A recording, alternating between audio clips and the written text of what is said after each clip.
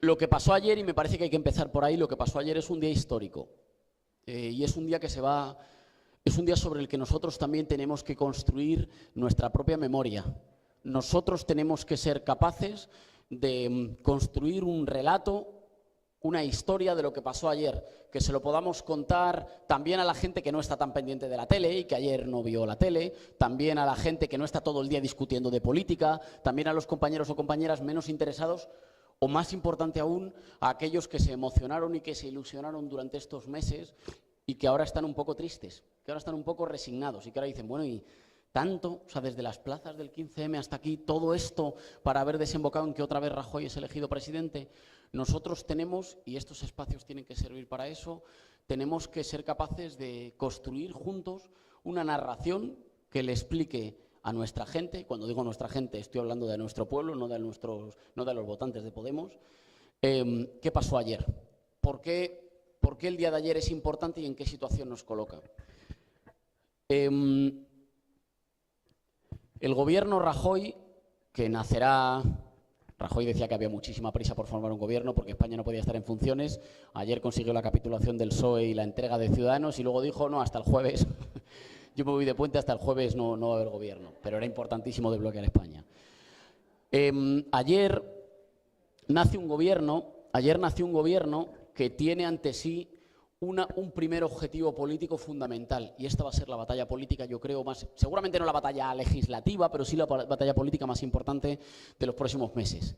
El gobierno Rajoy necesita derrotar moralmente al pueblo español. El gobierno Rajoy no puede continuar su agenda de recortes si no nos derrota moralmente, si no siembra la sensación de que está todo perdido, de que no han servido para nada todos estos meses y estos años, que hay que tirar la toalla y que al final siempre ganan los de siempre. Y eso no solo se combate, digamos, con épica o con apelaciones a seguir peleando. Muy a menudo las apelaciones muy guerreristas a seguir peleando emocionan tanto a los que ya pelean como alejan a la gente que todavía duda, a la gente que no sabe si ha servido, si esto tiene sentido. Es muy importante explicar que toda la agresividad, toda la chulería y todas las bravuconadas con las que nace el gobierno Rajoy no son una muestra de fortaleza, son una muestra de debilidad. El gobierno Rajoy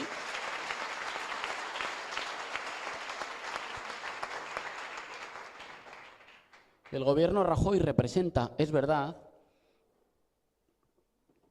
que los de arriba, los poderosos, los privilegiados, todavía pueden formar gobierno en España. Eso es una derrota nuestra temporal, táctica. No habríamos querido que fuera así. Intentamos que no fuera así, que se pudiera conformar un gobierno diferente. Los privilegiados todavía pueden formar gobierno en España. Aquí hay que ser muy pedagógico. Cuando decimos los privilegiados, decimos que son privilegiados todos los que han votado al Partido Popular. En absoluto. Si lo fueran, ya habríamos ganado. El problema es que una buena parte, sobre todo de la gente más humilde, más castigada y por eso más temerosa de nuestro país, todavía confía en los de arriba.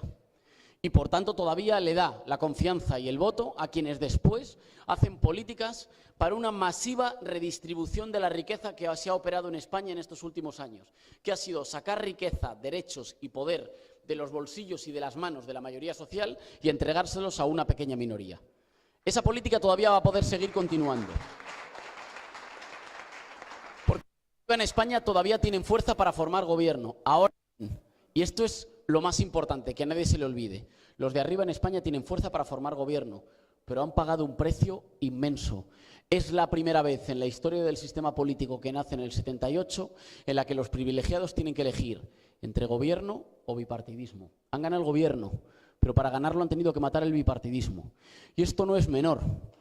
Esto es un hecho fundamental, que no expresa fortaleza, que expresa debilidad. El señor Rajoy ha sido elegido presidente, pero para ser elegido presidente ha tenido que destruir el sistema de partidos. Mariano Rajoy no ha sido elegido presidente por sus votos, no es verdad, esta cosa que repite tanto el Partido Popular. Es que hemos ganado las elecciones. Eres la primera minoría, pero en un sistema parlamentario gobierna quien consigue una mayoría parlamentaria. Y tú no la tenías ni siquiera con los votos entregados de Ciudadanos, que se pasó toda la campaña diciendo que a Rajoy jamás le investirían y que luego corrió a darle el sí. No lo ha ganado ni siquiera con los votos de Ciudadanos. Rajoy solo ha sido capaz de ser presidente partiendo por la mitad al Partido Socialista. Esto no es ser fuerte. esto no es ser fuerte fundamentalmente porque la fortaleza política de los poderosos en España tenía que ver con una ordenación del mapa político que hacía que en lo fundamental, las cuestiones fundamentales eran unas cuestiones de acuerdo entre el PSOE y del PP y por tanto de esas no se discutían y que las cuestionaba era un elemento folclórico o un asunto del Código Penal. Y luego sobre cuestiones menores se discutía encarnizadamente, de tal manera que en España la distribución de posiciones, de identidades políticas, de lo que tú eras en la política, era si eras de unos o de otros, de derecha o de izquierda, del PSOE o del PP. Ayer ese mapa político murió. Ayer esa distribución de posiciones políticas murió. Por eso estaban tan nerviosos algunos, por eso la tensión que visteis en el Pleno. Por eso los insultos, por eso los gritos, por eso tanto nerviosismo. No es que los políticos no se pongan de acuerdo. Es que ayer había gente que estaba profundamente nerviosa y abochornada por lo que tenía que hacer en el Parlamento. Pero es muy importante quedarse con ese dato fundamental. La fuerza de las élites en España, la fuerza de aquellos que gobiernan sin presentarse a las elecciones, de esos que salen ganando siempre haya el gobierno que haya, porque se compran a los partidos políticos, porque financian sus campañas, porque les perdonan las deudas o porque después enchufan a los expresidentes en consejos de administración de las grandes empresas, la fuerza que tenían las oligarquías en España era que en lo fundamental había un juego de vasos comunicantes. Cuando se desgastaba mucho el partido A, pues casi por descarte del otro, ganaba las elecciones el partido B. Y cuando todo el mundo estaba ya harto del B, pues casi porque no había otra opción, ganaba las elecciones el partido A. Y ese juego de vasos comunicantes salvaba en lo fundamental las decisiones más importantes de la política española, que no se tomaban en las urnas, que se tomaban en acuerdos entre élites. Mariano Rajoy ha sido capaz de ser investido presidente, pero a cambio ha herido de muerte la alternancia. Ha dificultado mucho que al otro lado lo que tenga sea socios leales. Mariano Rajoy hoy sabe que lo que tiene al otro lado es a nosotros y que nosotros no somos socios leales. Y por tanto, y eso me parece importante, hay que explicar que los de arriba hoy en España son más débiles que hace 5 años. Son más débiles que antes de que empezamos a salir a las plazas. ¿Eso significa que hemos ganado? No. Es que no habremos ganado ni siquiera cuando hayamos conquistado el gobierno, en parte porque no se termina de ganar nunca. Porque en democracia y en libertad uno no termina de ganar nunca, uno avanza y a veces retrocede, y a veces sigue avanzando y tiene que pelear siempre. Pero nosotros todavía no somos gobierno en España. Pero es muy importante explicarle esto, sobre todo a esa gente que está desilusionada, que no sabe lo que ha pasado, pero que sabe que después de tanto ruido al final ganan los del Partido Popular. Bueno, hay que explicarles, es verdad, nos han ganado. Pero el señor Mariano Rajoy lo que ha hecho ha sido comprar tiempo. Los de arriba antes se turnaban para gobernar y ahora solo gobiernan si se juntan. Eso no es que sean más fuertes, eso es que son más débiles. Son más débiles también porque el gobierno de Mariano Rajoy no tiene mayoría en la calle. Son muchísimo más los españoles que no querían este gobierno que los que lo quieren. De hecho, son muchísimos más también porque entre ellos hay que contar a los millones de españoles que se creyeron a Rivera o se creyeron al Partido Socialista cuando les decían que nunca investirían a Rajoy. Este gobierno nace con muchos más españoles en contra. ¿Significa eso que no sea legal? Es perfectamente legal. ¿Significa eso que de acuerdo con los procedimientos institucionales no sea legítimo? Es legítimo. Ahora bien, es un gobierno que no tiene consenso en la calle, y es un gobierno que además tiene minoría en el Parlamento y que en el Parlamento va a tener que elegir siempre entre dos cosas. O el régimen es fuerte o el gobierno es fuerte. Ya no pueden tener las dos cosas a la vez. Si el gobierno es fuerte, significa que es fuerte porque ha conseguido tomar al PSOE como rehén y abrazarlo. Ay, amigo, pero si abrazas al PSOE como rehén, entonces estás comprando tiempo porque nos vemos en las siguientes elecciones. Si por el contrario el Partido Popular consigue un gobierno, tiene un gobierno débil porque le interesa defender al PSOE como una suerte de oposición, entonces este gobierno no puede sacar adelante el grueso de las reformas que tiene planteadas.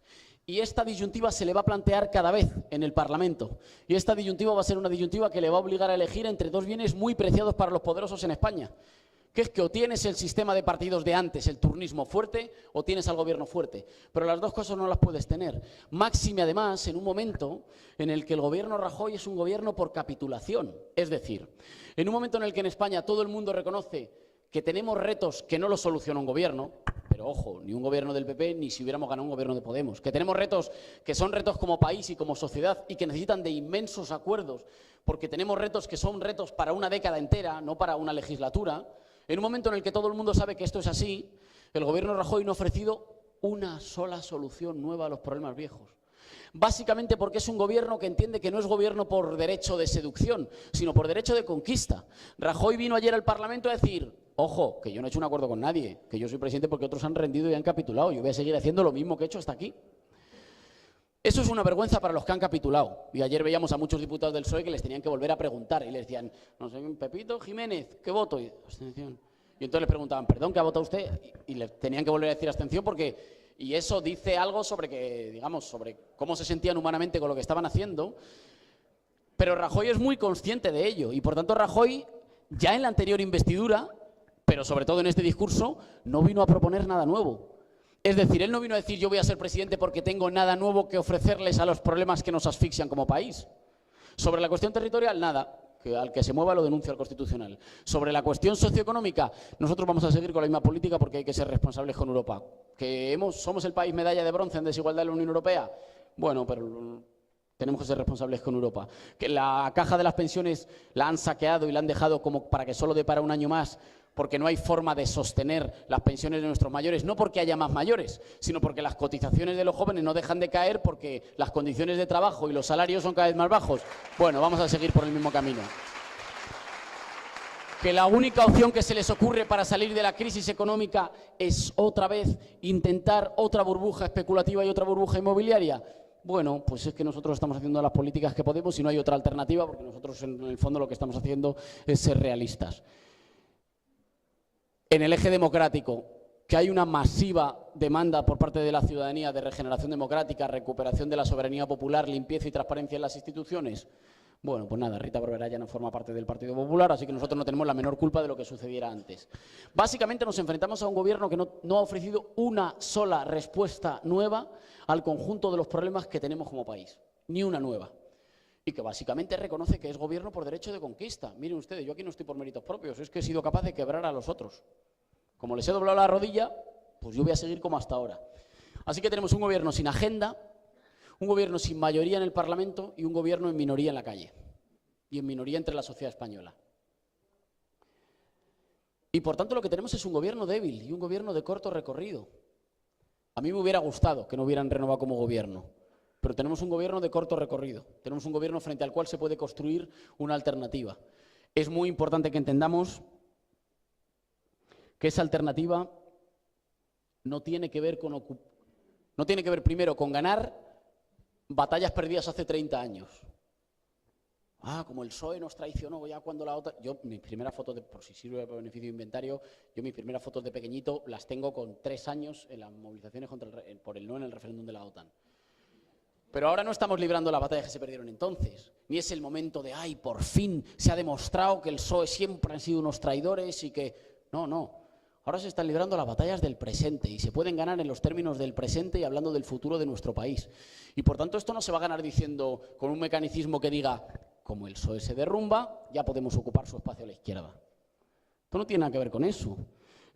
Porque si hiciéramos eso nos estaríamos dejando fuera a millones de compatriotas que han sufrido también los recortes, que se avergüenzan con la corrupción, que querrían un gobierno que cuide más de su pueblo y no que cuide de los defraudadores, que querrían unas instituciones que sirvieran a todos y no solo al partido que gobierna, que se sienten abochornados con lo que pasó ayer en el Parlamento, pero que han votado cosas muy diferentes. O, por ejemplo, que se están planteando no volver a votar porque este año le ha dejado medio abochornado, medio agotado. Nosotros lo que tenemos ante nuestros ojos no es la posibilidad de ocupar un espacio, digamos, en el tablero político del régimen, que se hunde un poquito de la pata izquierda, pues vamos a ser la pata izquierda. Lo que tenemos ante nosotros es lo que siempre hemos puesto por encima, la posibilidad de construir una alternativa patriótica, plurinacional, democrática y transversal que apunte hacia una mayoría nueva. Esa mayoría nueva ya existe en una buena parte del país. Antes había compañeros que decían, y yo ahí discrepo un poco, o sea, hay una parte de verdad, pero haría un matiz, que lo que ayer se forjó es un partido, digamos, un pacto de un partido único. Yo creo que lo que ayer intentan algunos es hacer una especie de segunda transición. en la cual todo lo importante se discute entre PP, PSOE y Ciudadanos y todo lo que quede fuera de eso no existe. Claro, lo que pasa es que les va a costar, eso es incerrable. Ese acuerdo da como para formar gobierno, ese acuerdo no da para fundar un nuevo ciclo político en España. ¿Y por qué no da para fundar un ciclo político nuevo en España? Ese acuerdo se deja fuera a 1/3 del Parlamento. Se deja fuera como a 90 y tantos diputados de 350. No se cierra un nuevo, no se funda un nuevo tiempo político con 1/3 del Parlamento fuera. Ese acuerdo se deja fuera a los gobiernos de las ciudades más importantes y más grandes del Estado español. Ese acuerdo se deja fuera a casi la mitad de la población del arco mediterráneo y se deja fuera a la mayoría social y política en Cataluña o en Euskadi. Ese acuerdo se deja radicalmente fuera a todos los menores de 45 años. Es un acuerdo que está fundado fundamentalmente en la exclusión de la población activa, que ya vota mayoritariamente por opciones políticas diferentes de las que encarnan ese gobierno. Es un acuerdo que se deja fuera a una buena parte de los sectores medios golpeados, empobrecidos, pero cultural y políticamente más dinámicos. En fin, es un acuerdo que no tiene los mimbres como para fundar un nuevo ciclo político. Es un acuerdo de corto plazo. Es un acuerdo para ganar tiempo. Es un acuerdo que basta para un gobierno, pero que no basta para solucionar la crisis política de España. Y por tanto es una salida en falso a la crisis. Y ahora he hecho el diagnóstico. ¿Nosotros qué? Digamos, los de arriba compran tiempo, ganan tiempo y hacen una salida falsa a la crisis. ¿Y nosotros enfrente qué vamos a hacer? Hay una parte que me parece que lo señalaba Ángela. Ángela decía ganar antes de ganar, que me parece una muy buena expresión. Otra forma de decirlo es conseguir ser una fuerza dirigente antes de ser una fuerza gobernante. ¿Qué significa eso? Que nosotros estamos ya en condiciones de ser la fuerza que ofrezca un horizonte, confianza, garantías e ilusión a los españoles, incluso antes de tener la mayoría para gobernar. Es más, si no hacemos eso no se gobierna. ¿Por dónde pasa esto de ser una fuerza dirigente antes de gobernante? La fuerza que pone las palabras del nuevo tiempo, que apunta hacia por dónde van a ir las cosas, incluso antes de haber sacado las papeletas suficientes como para conducirlo. Creo que esto apunta, en primer lugar, por disputar la idea del orden. Quienes nos están gobernando son los agentes del desorden.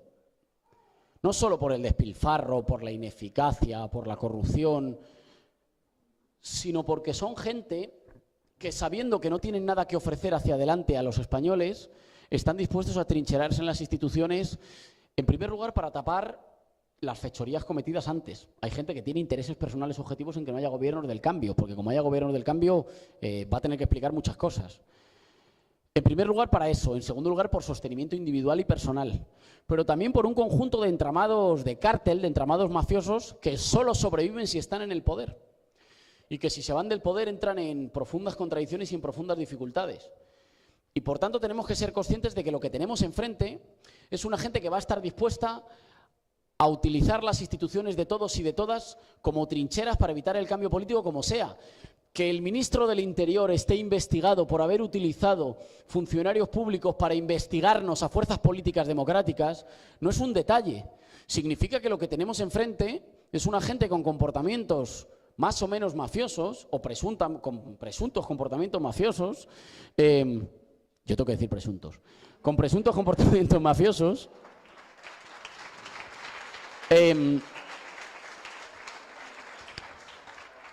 Que son conscientes de que están quemando etapas y que son conscientes de que van a quemar todas las naves antes de dejar el poder o antes de dejar paso al cambio político en nuestro país. Y ahí nosotros tenemos que ser conscientes de que se están apoyando en una buena parte de nuestro país que todavía tiene miedo. En una buena parte de nuestro... Y ahí hay una quiebra generacional sobre la que nosotros tenemos que discutir. Es muy importante que los partidos viejos se sostienen fundamentalmente sobre las generaciones que conocieron la dictadura. Las generaciones que no conocimos la dictadura, entre las generaciones que no conocimos la dictadura lo tienen perdido ya. Hay ahí el problema de que en una buena parte de las generaciones que conocieron el miedo y que conocieron en la dictadura no se lo han sacudido todavía, y eso no es culpa suya. Eso es un trabajo que tenemos que hacer todavía entre nosotros y nosotras. Y eso pasa por ser capaces de ofrecer orden, Es decir, nosotros no tenemos que disputar que somos el partido nuevo, no tenemos que disputar que somos el partido del cambio político, no tenemos que disputar que somos el partido de la transformación. Nosotros lo que tenemos que disputar y lo que tenemos que sembrar entre una buena parte de nuestra población no es que nuestras ideas sean más bellas, es que nosotros mañana podríamos estar gobernando una España más justa, más democrática y en orden. Por eso es muy importante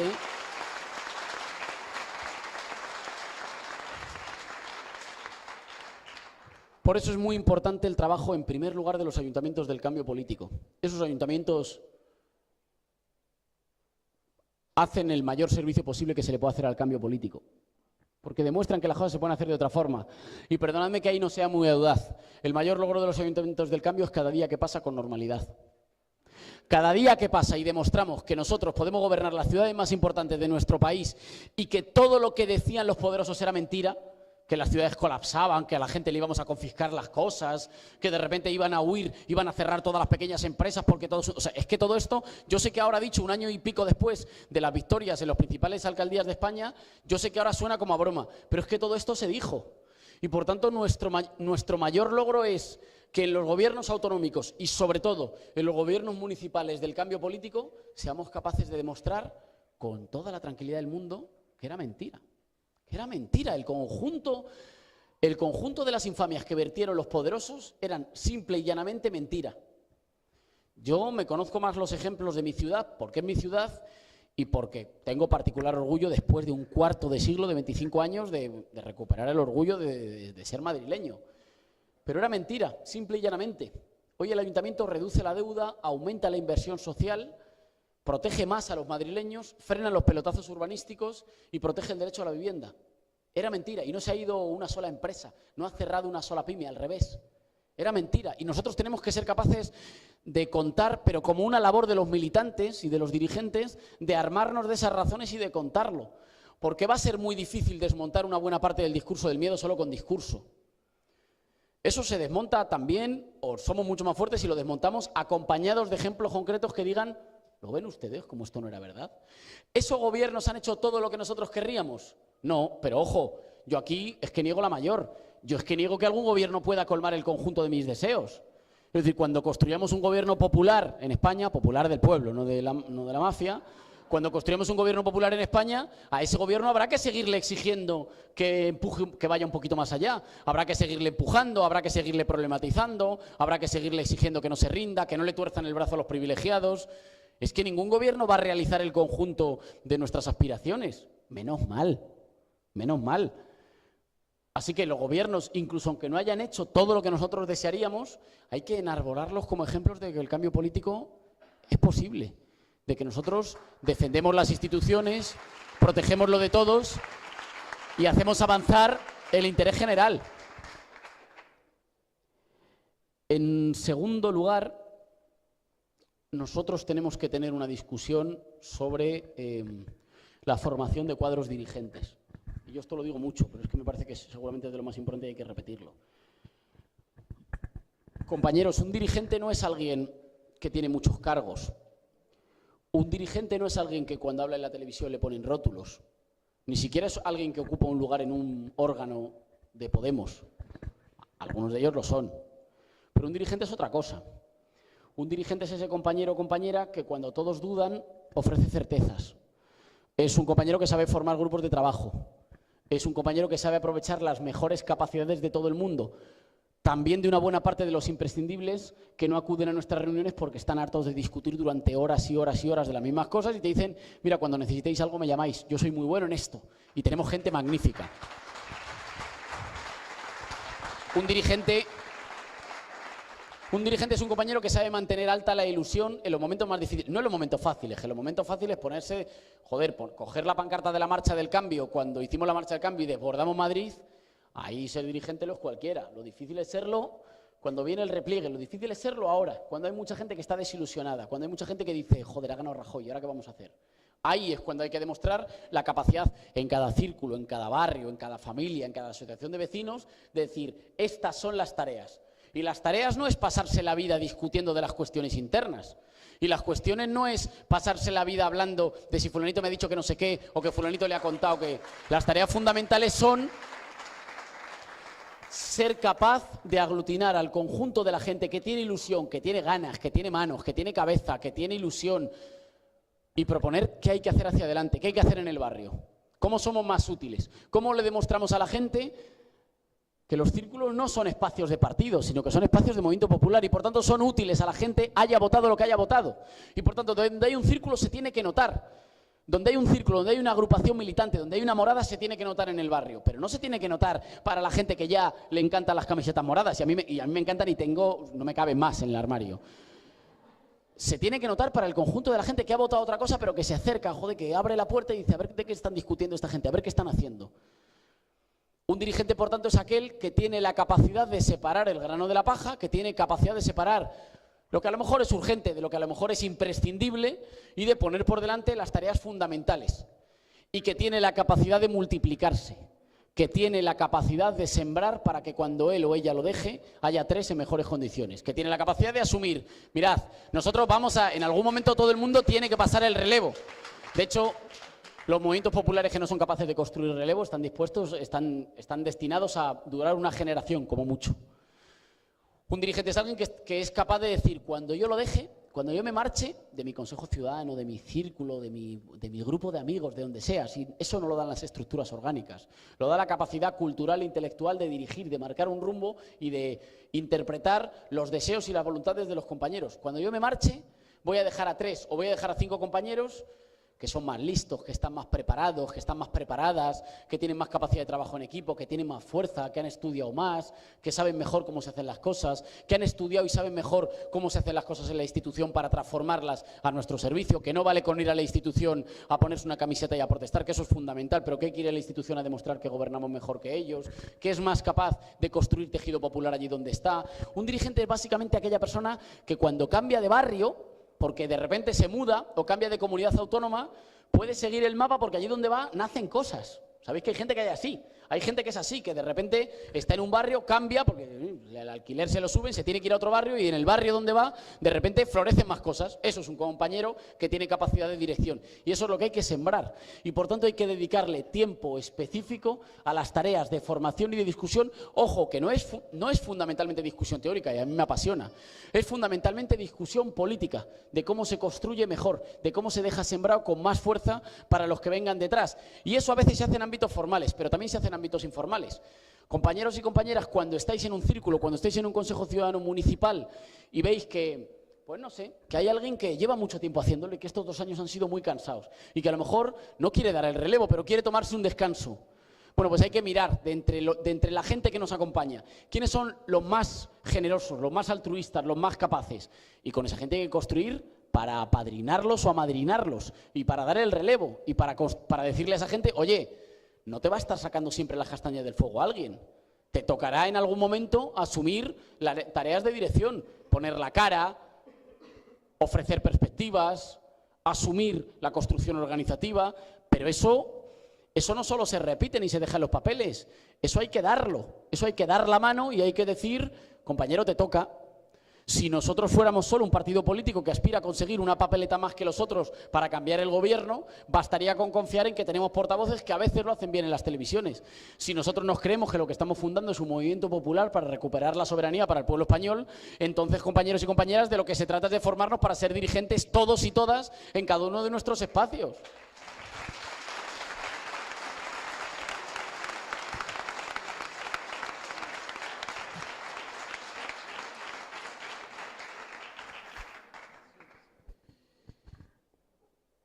Y me gustaría que pudiéramos aprovechar para que tuviéramos un buen rato de charla o de discusión o de preguntas o de lo que fuera, de lo que coloque, aprovechando que estamos entre compañeros y compañeras, y me despido agradeciendo de nuevo la invitación y extendiendo esa labor de sembrar en el territorio, entre nuestra gente más allegada, entre la gente que todavía duda o entre la gente que se haya podido desmoralizar, la idea de que estamos a mitad de camino del proceso de cambio, que los de arriba han comprado tiempo, con un gobierno débil, pero que al otro lado solo hay la posibilidad de construir una alternativa popular y transversal para ganar nuestro país. Muchas gracias.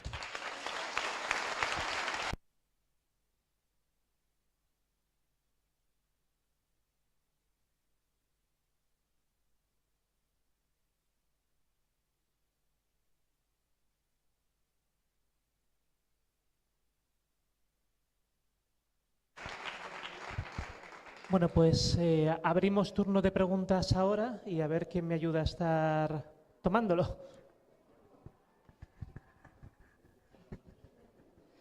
Vale, abrimos un turnito de preguntas. Vamos a ser bastante taxativos en esto.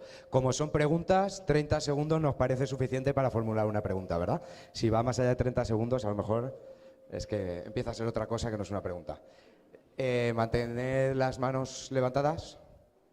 Un momentín, voy a buscar una compañera o compañero que me ayude. ¿Champi? Te ha tocado.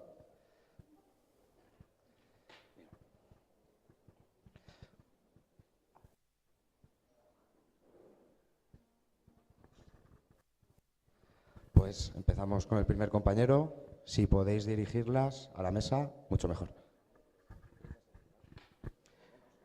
Menos de 30 segundos. Muchas gracias. Yo soy Mario, soy concejal de un pueblo pequeño de 6.000 habitantes. Y digo, ¿qué hacemos para seducir, para ilusionar, para atraer a la gente que falta? Gracias.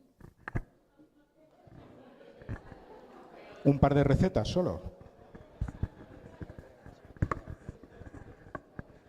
Vale, vamos a recoger 3 preguntitas. Gracias por la concisión. Levantad la mano y el compañero os apunta el nombre.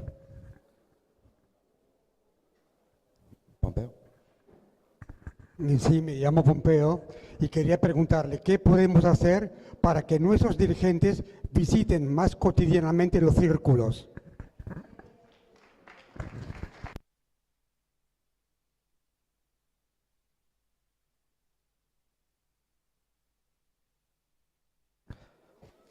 Por aquí.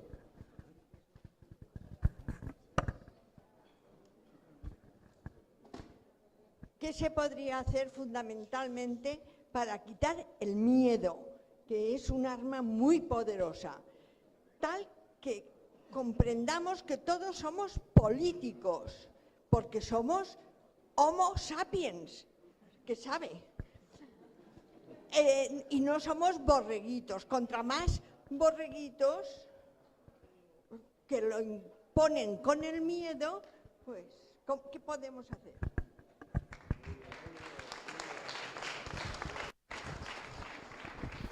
Muchas gracias por la concisión.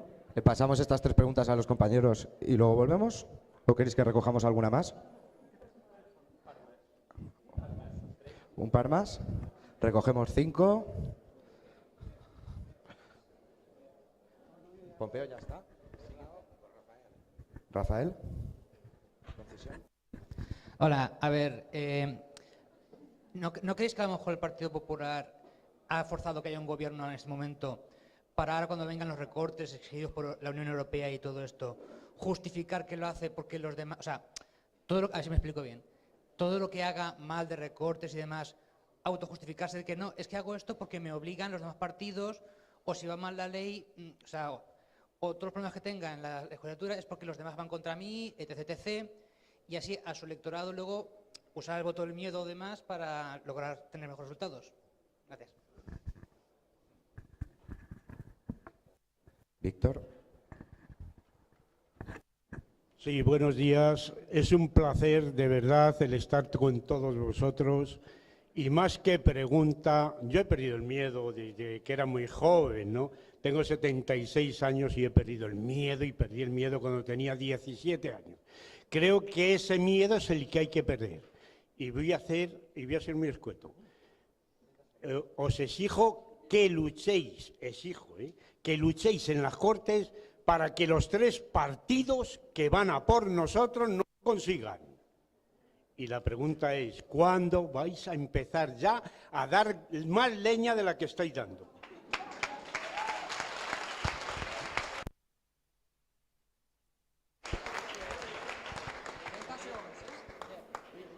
Hola.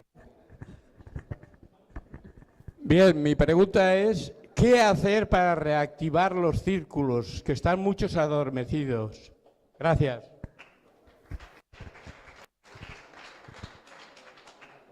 Bueno, yo más que decir qué vamos a hacer, yo voy a decir lo que estamos haciendo. Nosotros somos los yayos flautas y la verdad que estamos todos los lunes dando la paliza, intentando de alguna concienciar más que nada a las personas mayores que están adormecidas. Y puesto que están adormecidas, nosotros vamos a estar dando la paliza y vamos a estar ahí dando el callo. Y queremos también que el tema de las pensiones lo tengáis en cuenta. Es muy complicado pasar con una pensión de 636 euros, como la tengo yo, por ejemplo, habiendo trabajado desde los 14 años. Quiero que esto lo tengáis en cuenta.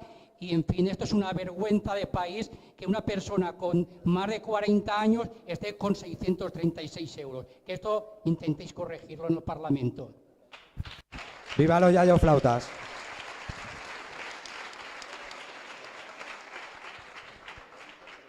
Hola. Yo quería preguntarte qué podemos contestar a esas personas que plantean o que dicen que hay un cisma dentro de Podemos entre los errejonistas y los pablistas. Creo que está haciendo daño y me parece importante que tengamos una respuesta clara.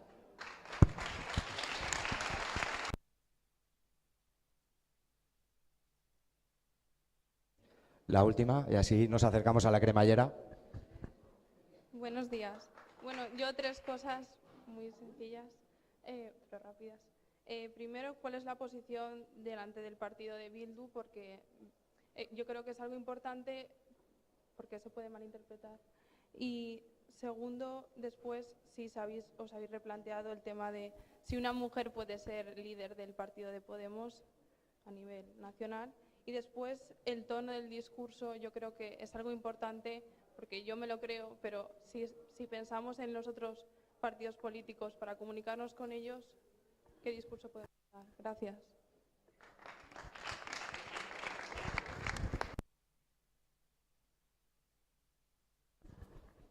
Bueno, como las compañeras y compañeros no han dirigido las preguntas, no sé si hay alguna que os hace especial ilusión. ¿Cogeros alguno? A Íñigo le han tocado unas cuantas. Pues que empiece él. Bueno, gracias, compañeros, por las preguntas. Empiezo por la primera, que claro, era breve porque digamos, es el corazón de la política, es qué hacer. Lo de qué hacer para seducir a los que faltan, sobre todo en los ámbitos más locales. Yo diría que ahí lo principal, y yo es una cosa que tengo como grabada a fuego mi forma de ver la política, elegir las batallas. Elegir las batallas significa que nosotros, y soy muy claro, nosotros no damos todas las batallas ni todas al mismo tiempo. Tampoco elegimos las batallas por qué temas son los temas que más nos duelen o nos parecen más justos solo.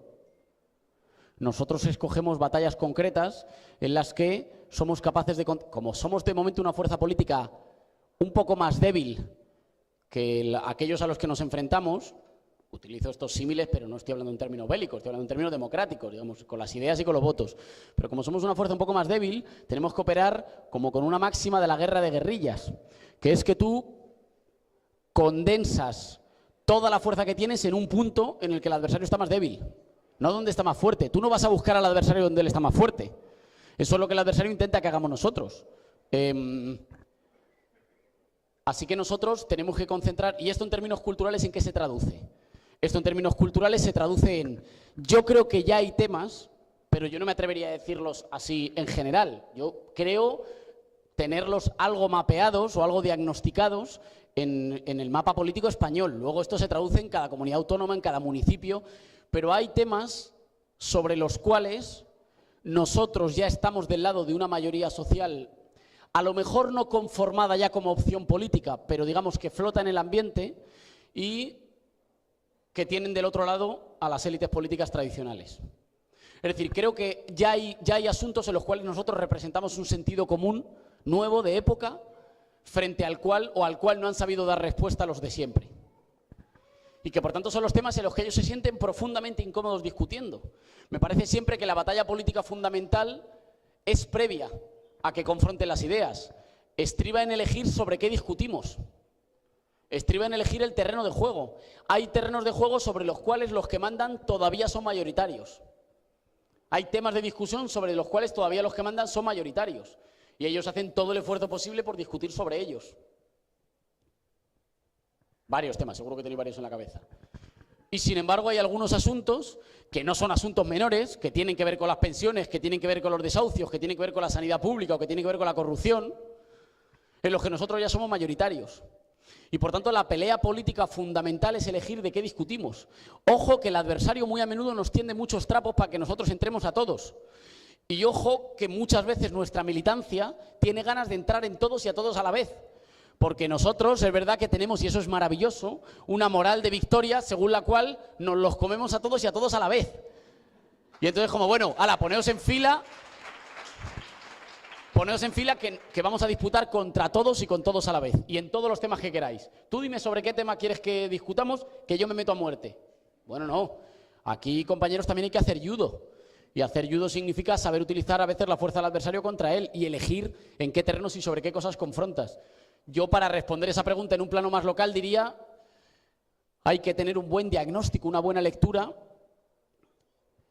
del sentido común, del clima cultural y emocional de la gente en tu municipio y de cuáles son las fronteras o los temas en torno a los cuales nosotros podemos dibujar una mayoría nueva y dejar fuera o dejar reducido esa minoría a las élites que nos llevan tiempo gobernando. No siempre los hay, a veces no es que lo lees, no es un manual, digamos que coges el mapa y dices, ahí va, ya está, pues este y este. A veces hay cosas que hay que trabajarlas, que hay que construirlas, pero lo más importante, en mi opinión, es escoger las batallas y ver dónde nos quiere, a qué tipo de Podemos quiere enfrentarse el adversario. ¿Qué espera de nosotros el adversario? Bueno, pues hay que hacer lo contrario. Digamos, ¿de qué nos quiere ver discutiendo? ¿Qué tipo de formas quiere ver en nosotros? ¿Cómo nos quiere ver trabajando? Bueno, pues ese es el que no le amenaza. Hay que hacer, creo, lo contrario. Vinculo lo de la visita a los círculos con lo de qué trabajo para revitalizar los círculos. Yo no puedo visitar, o sea, a mí no me da ya más días a la semana para visitar más cosas. Pero no lo digo como una especie de justificación, lo digo también para que pensemos qué tipo de trabajo podemos hacer que no dependa solo de que el círculo o la sede se llena cuando viene un compañero que es más conocido. Porque no vamos a llegar. O sea, yo me estoy quedando en el chasis, pero no vamos a llegar. Digamos, no es una cosa que no depende solo de que nosotros cojamos más trenes. Es también una cuestión de pensar qué tipo de trabajo de construcción hacemos que haga que el tejido popular nuestro no se revitalice solo cuando viene alguien que sale en la tele. O a veces ni eso. Y que pensemos, por tanto, o sea, y es verdad, y hay que visitarlos, y hay que estar más en las discusiones con los compañeros, y hay que establecer más canales mejores de comunicación. Pero también hay que hacerse, yo creo, dos preguntas. Uno, ¿qué le decimos a todos los compañeros y compañeras que son de Podemos, que están ilusionados con Podemos, que quieren seguir aportando, pero que no les ilusiona discutir los martes durante 5 horas de política, y a veces no de política de muy alta política, sino de quién va a ser coordinador de coordinadores? A esa gente, ¿qué le estamos ofreciendo ahora mismo? Y ahí hay que tener mucho cuidado y mucha generosidad, porque a veces los ritmos, los códigos y los deseos de los más militantes se convierten en un freno para sumar a más gente.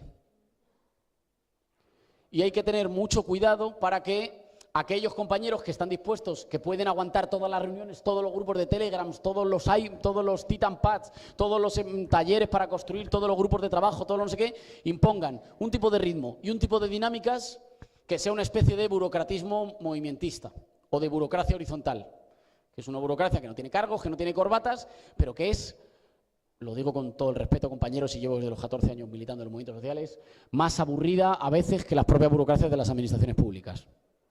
Y menos garantista a veces. Y por tanto, ahí tenemos que ser capaces de pensar cómo se construye movimiento popular y comunidad popular.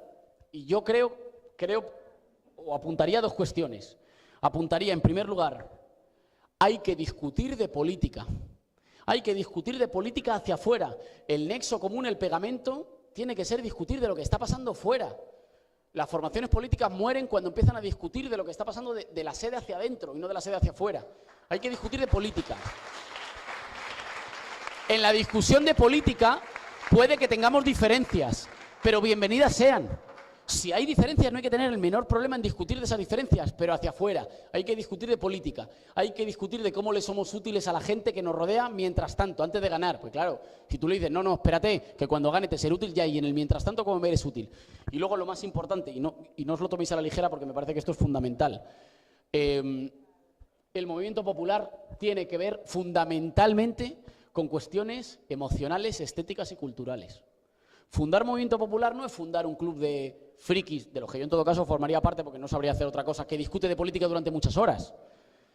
No, fundar un movimiento popular es tener espacios de ocio, de deporte, de cocina, de cultura, de socialización compartida, de hitos estéticos, fechas que compartimos entre nosotros, símbolos que nos emocionan, canciones que nos emocionan, cosas que hacemos juntos porque, qué sé yo, nos juntamos todos los domingos porque hemos fundado una sociedad gastronómica y nos fundamos todos los domingos a comer, porque montamos un concierto o cada año tenemos una actividad de un día para la gente joven que monta un concierto y que lo organizan ellos, porque hacemos salidas al campo juntos, porque fundamos una peña futbolística del equipo de nuestro barrio, porque fundamos una asociación que le gusta tejer, que le gusta leerse poesía, que le gusta emborracharse en la morada, que le gusta ponerse películas y luego discutirlas, que le gusta intercambiar música.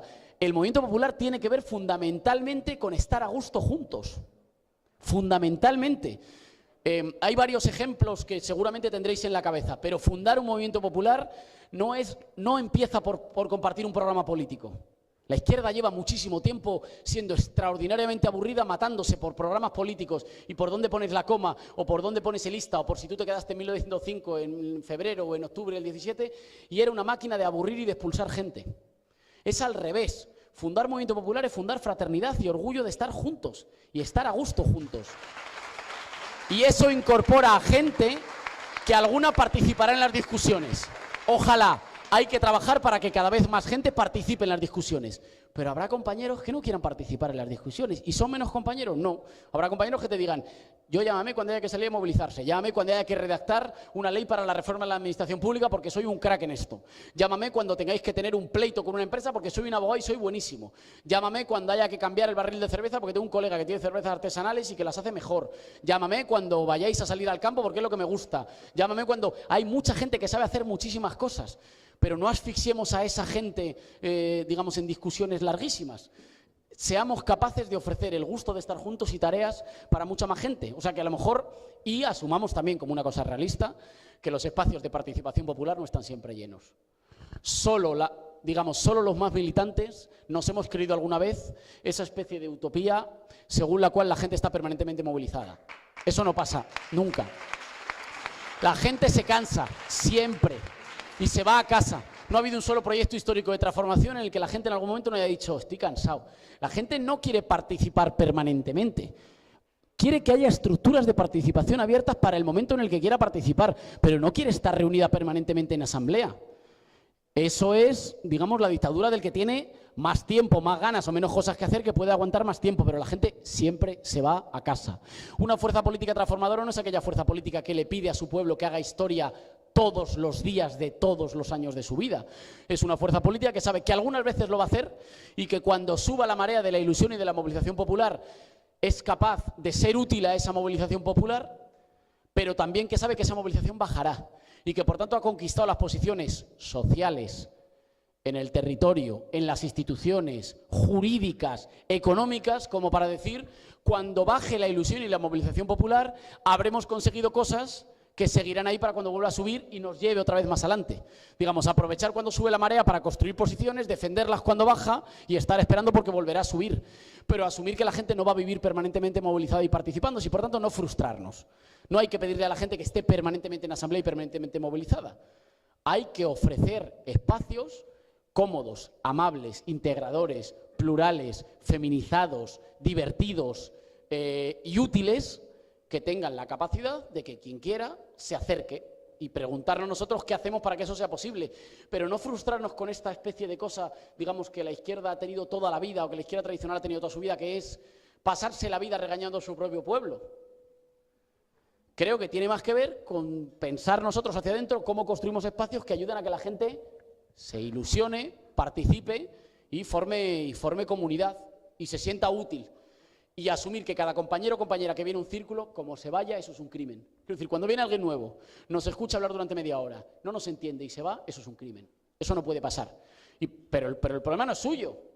En un tipo de vida como el que vivimos hoy en día, en el que se te abren 12 ventanas en el móvil a la vez, los vídeos que más triunfan son los que duran 0,6 segundos, el pensamiento político se expresa a través de tweets, en un tipo de vida de la inmediatez y con el tiempo tan limitado que tenemos o con las prisas permanentes, creo, compañeros, que es mucho pedirle a la gente a menudo el tipo de militancia o integración que nosotros pedimos y que por tanto hay que ofrecer esa y hay que ofrecer formas muy variadas de implicación que permitan que la gente revitalice los espacios de militancia. Junto con eso, hay una tarea estética, casi si quieres, yo diría mística, que tiene que ver con revitalizar el orgullo y el prestigio de militar. La generación de mis padres vivió un cierto auge de aquello. En la generación de mis padres, aunque los que militaban eran una pequeña minoría, luego todo el mundo se apuntó a que todo el mundo corrió delante de los grises. Pero aunque era una pequeña minoría la gente que militaba tuvo una cierta capacidad de marcar la pauta cultural del país, digamos, de tener un cierto prestigio entre los suyos. De hecho, por eso ahora está de moda decir que militabas entonces. Mi generación es, sin embargo, el resultado de 2 décadas de derrota cultural, de sembrar el individualismo, el tú ve a lo tuyo, y esa cosa que permitía, a mí siempre me daba mucha rabia, cuando estabas en la asamblea de la facultad, pasaba alguien al lado que pensaba exactamente igual que el resto de compañeros de clase, se vestía exactamente igual y hacía exactamente el mismo tipo de cosas, pero cuando te veías sentado en círculo te decía, no, yo es que soy más de pensamiento libre, yo es que voy a mi bola. Digamos, esta idea profundamente corrosiva de la solidaridad colectiva, que es que los que se agrupan no piensan y el que está solo es un paradigma de libertad. Esto es un horror, pero esto se ha sembrado. Y por tanto nosotros tenemos también que revitalizar una parte del orgullo de militar y de decirlo y de reivindicarlo y de decirlo en nuestros espacios. Sí, yo milito. Yo estoy orgulloso de ser de la gente que se deja horas y que se deja salud para construir un país más justo. Yo milito. Y hay que revitalizar una cierta antropología y prestigio de la militancia. Pero para eso la militancia tiene que molar. Tiene que ser un espacio, pero me perdonáis la expresión, tiene que ser un espacio que atraiga y que tenga prestigio. 2 cosas y cierro.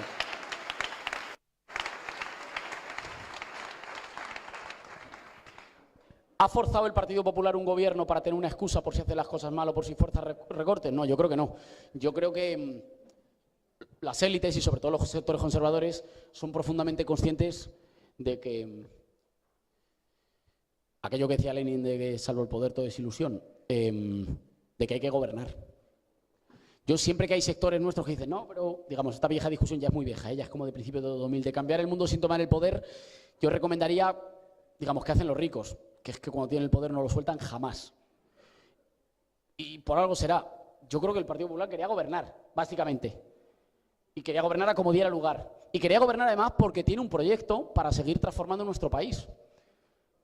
Porque el Partido Popular no solo recorta porque se lo impongan desde Bruselas, de hecho podría hacer diferentes cosas. Podría recortar en otros sitios, podría recortar en otras parcelas, podría aumentar el ingreso, podría ponerse un poquito más firme en Bruselas y decir, este año no voy a cumplir los objetivos del déficit, como no los cumplen muchísimas veces Francia o Alemania, podría hacer muchas cosas diferentes. Creo que tiene un proyecto ideológico de sociedad. Tiene un proyecto ideológico, por ejemplo, en el que va a la universidad, ¿quién se lo puede pagar? Tiene un proyecto en el que la sanidad no es para los que no tienen DNI español. Tiene un proyecto en el que el sitio de trabajo no es un sitio en el que tú eres ciudadano. Tú eres ciudadano fuera, tú eres ciudadano cuando votas, pero en el centro de trabajo tú eres un tipo básicamente que acepta lo que hay porque si no tengo 200 esperando a coger lo mismo por menos sueldo. Eso es un proyecto ideológico, que es el viejo proyecto ideológico de los conservadores siempre, que es una especie de democracia sin pueblo.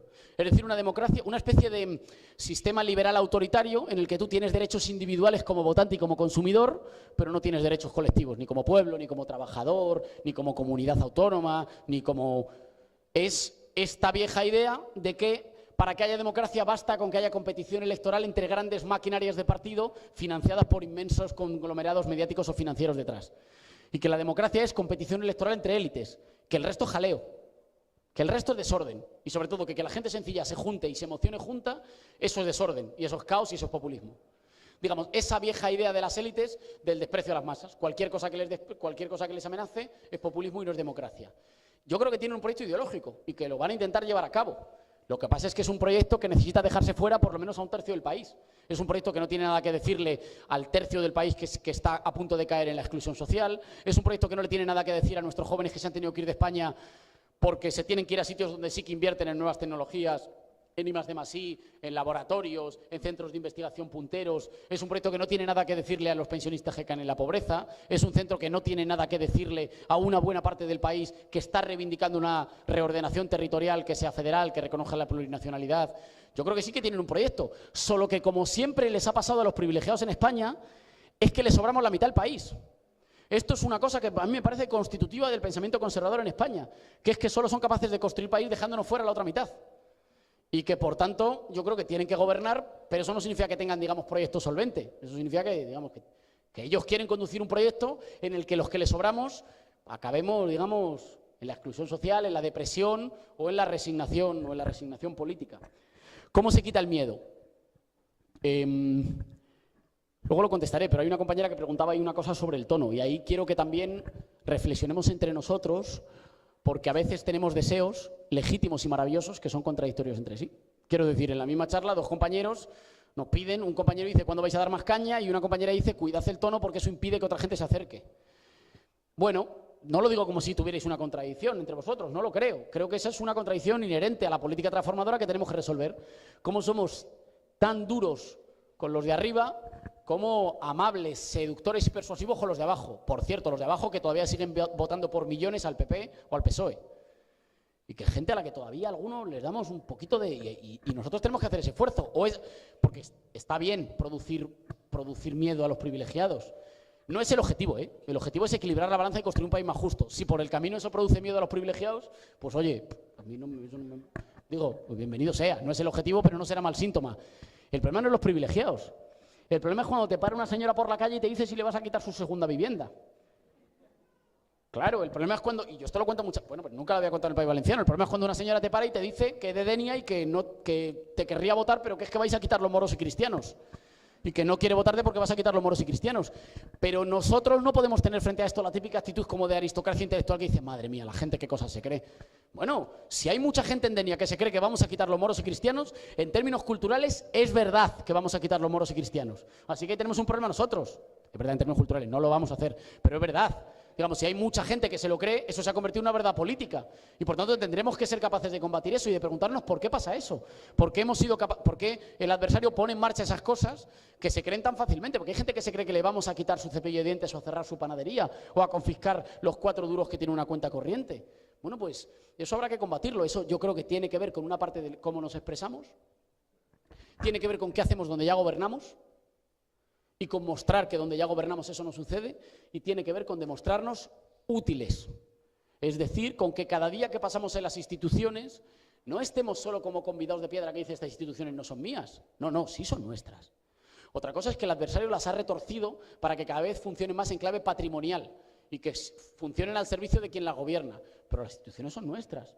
Las hemos fundado nosotros, las pagamos nosotros y las mantenemos nosotros. Y por tanto una fuerza política transformadora no es aquella que va a las instituciones a decir, oye, yo estoy aquí de prestado. No. Es aquella que demuestra cada día que puede ser más útil y que puede ser mejor que los otros.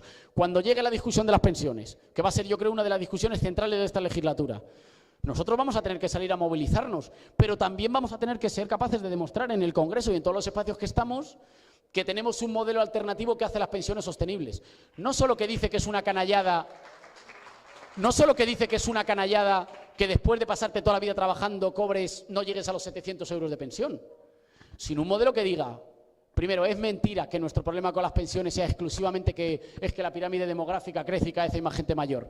Tiene también que ver con las cuestiones, porque hoy tenemos prácticamente la misma gente trabajando que en el 2011 y sin embargo cotizamos menos a la Seguridad Social. ¿Con qué tiene que ver eso? Con que no hay Dios que cotice, porque te contratan por 4 horas y trabajas 8, porque los salarios no han dejado de caer, porque las condiciones de trabajo y las condiciones para la negociación colectiva no han dejado de caer, y si caen las condiciones para la negociación colectiva, caen los salarios, caen los convenios y cae la estabilidad en el empleo. Y que por tanto nosotros demos una pelea que permita además rehacer un pacto intergeneracional y que le diga a los abuelos, o defendemos las condiciones de trabajo de los nietos o no hay Dios que sostenga las pensiones. El Partido Popular ha hecho una trampa.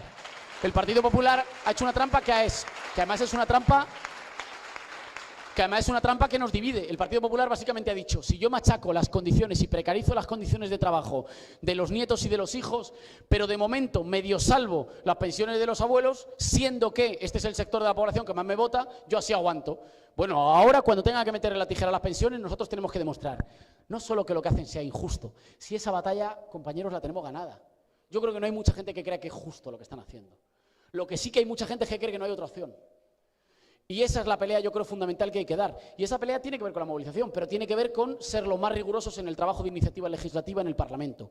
Tiene que ver con ser capaces de aglutinar en torno a nosotros a los mejores profesores, expertos, economistas e intelectuales que dejen también el terreno extraordinariamente cómodo de la cátedra y que salgan a pelear y a poner la cara, le van a recibir golpes, pero que salgan a poner la cara y decir, no, perdón. No es verdad que el sistema de pensiones no se sostenga por los mayores. No se sostiene porque estamos creando un modelo económico y un modelo laboral que no permite sostenerlo. O a lo mejor también porque no hemos abordado la discusión de que las pensiones se tienen que financiar con arreglo a los presupuestos generales del Estado. Igual que financiamos otras cuestiones que asumimos que son irrenunciables. Pero para esa batalla necesitamos a los mejores. Y eso es todo un trabajo paciente y cultural que a lo mejor no solo se hace en los círculos, que a lo mejor se hace fuera también, para atraer con nosotros a los mejores que sean capaces de reducir el miedo y además demostrar que hay alternativa. Cuestiones más.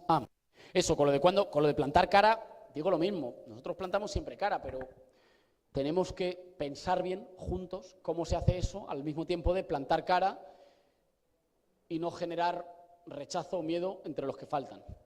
Digamos, no contentarnos con ser una fuerza política que le habla a los 5 millones que ya tiene, o a los, no sé, 100.000 militantes o simpatizantes que haya, sino una fuerza política que es capaz de hablarle también a esa gente de fuera, que es nuestro pueblo, pero que todavía duda. ¿Y cómo hacemos las dos cosas? Creo que en lo que llevamos en el Congreso, y lo habéis visto, hemos demostrado que nosotros no vamos a pasar ni una. Hemos demostrado que hay determinadas mentiras que no vamos a pasar, hemos demostrado que con nosotros no se puede retorcer el reglamento y hemos demostrado que nos da igual que nos digan barbaridades, pero que nosotros no nos vamos a callar. Es una cosa que a mí me ha sorprendido, es verdad que hay compañeros que lleváis más tiempo en las instituciones, pero a mí me ha sorprendido que cuando entré en el Congreso, la desfachatez del comportamiento del Partido Popular, que yo creo que tenía que ver fundamentalmente con los complejos y con la tibieza del Partido Socialista. O sea, el Partido Popular en el Congreso insulta, grita, se salta el reglamento, abuchea, no sé qué. Y el Partido Socialista estaba como en esta posición de no hay mejor desprecio que no hacer aprecio. Bueno, a mí como me van a dar la medalla a la educación. Y yo creo que la cosa se ha tensado, pero no porque nosotros hayamos entrado muy agresivos, sino porque respondemos. Digamos, porque cuando alguien te dice una barbaridad, o sea, ayer José Manuel Villegas de Ciudadanos dijo que nosotros éramos amigos de los terroristas. Y entonces pues, le dijimos, bueno, repítelo y que conste en acta, porque yo quiero que esto conste en acta, que tú has dicho esto. Y algunos compañeros le dijeron, pero ¿cómo eres tan sinvergüenza? Y es verdad que se montó una pequeña discusión, pero esa discusión no tiene que ver con esta especie de debate entre si más calle, más institución, más rupturistas, no, tiene que ver con que nuestros diputados se respetan. A este señor le han votado 3 millones de personas, a nosotros nos han votado 5, y nuestros diputados valen lo mismo que cualquier otro. A los representantes de 5 millones de personas tú no le puedes decir que es un terrorista. Yo no sé si el Partido Popular y ahora Ciudadanos estaban acostumbrados a estas cosas, pero nosotros no lo vamos a dejar pasar. Y yo creo que eso lo hemos demostrado ya. Ahora bien, al mismo tiempo hay que demostrar la capacidad de esa gente que todavía duda, cómo tenderle puentes para que el camino hacia nosotros sea más suave y no más empinado. Preguntaba una compañera sobre esta cuestión de las etiquetas y de las discusiones internas. Lo tuviera que resumir rápido, yo diría que vieras el beso de ayer, que salió en La Sexta y en todas partes.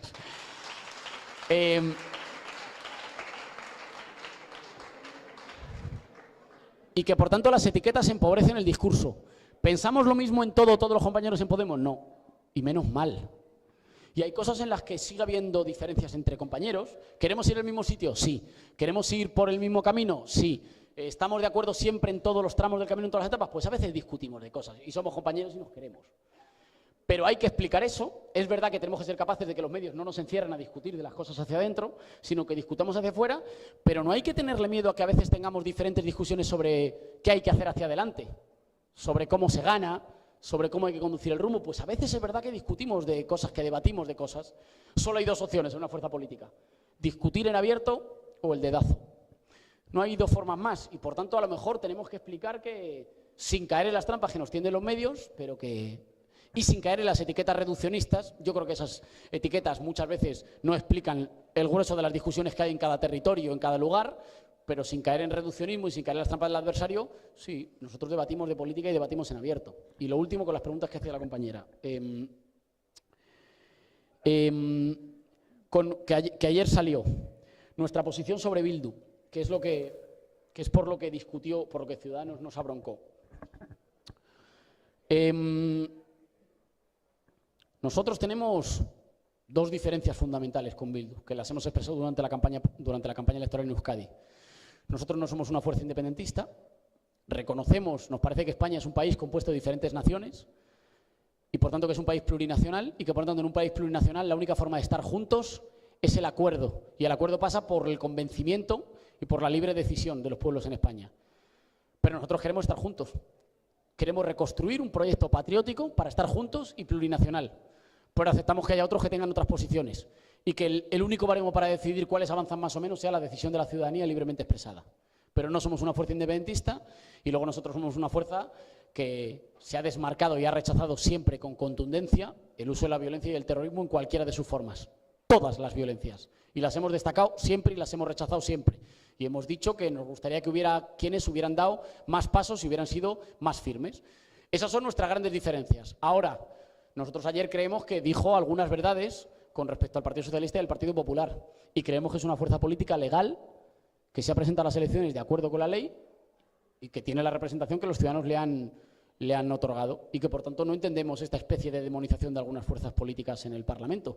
No es nuestro proyecto político. Nosotros representamos otro, por cierto, que ha ganado las elecciones generales en Euskadi en 2 ocasiones. Representamos otro proyecto político, pero lo que ayer sucedió fundamentalmente es que creo que el Partido Socialista estaba profundamente incómodo por lo que iba a hacer, por lo que iba a votar. Y como estaba incómodo por lo que iba a votar, intentó enfangar la discusión con cuestiones muy delicadas. Y yo creo que en España tenemos que intentar superar esa fase política en la que se hacía política todavía con el dolor de las víctimas o con el terrorismo. Y creo que eso hay que dejarlo fuera de la discusión parlamentaria. Y no arrojárselo unos a otros como si algunos tuvieran más dolor o menos, o yo no sé quién tiene más. Sí que sé que a nosotros nadie nos puede acusar de ninguna barbaridad sin que salga impune, porque lo hemos dicho. Y lo que ayer dijimos es que nosotros del aplauso vergonzante de PSOE, PP y Ciudadanos no participábamos porque no éramos parte de su acuerdo ni de su gobierno. Y al mismo tiempo que íbamos a seguir defendiendo, digamos, nuestras ideas con toda la firmeza y con toda la claridad. Eso ha sido un discurso insistente sobre nosotros. Todavía sigue.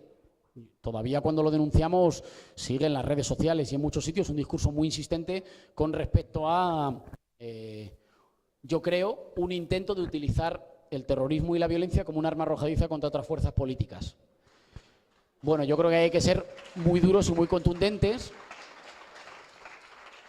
sobre todo, no por una cosa personal, sino por una cosa de la militancia por abajo. Quiero decir, a mí me pueden decir una barbaridad en el Parlamento, pero el problema fundamental es que si nos dicen una barbaridad, como que alguien nos acusa de complicidad con el terrorismo, y no la contestamos con esa contundencia, cuando mañana alguien de Podemos, que todo el mundo sabe que es de Podemos, en su barrio vaya a tomarse el café, alguien le puede decir, anda, que ¿y vosotros lo que habéis hecho con los terroristas? Porque esas cosas calan. Y por tanto nosotros a veces tenemos que ser muy contundentes con estas cuestiones precisamente para defender a la gente que libra todas las batallas en el día a día, las batallas de la conversación o del café, a la que le pueden decir esas barbaridades. Y por eso nosotros nos vemos obligados a no dejar pasar ni una. Y con la cuestión de lo de los liderazgos de las mujeres, las 2 ciudades más grandes de España están gobernadas por alcaldesas. Y queda mucho por hacer, pero son seguramente nuestros mayores poderes políticos.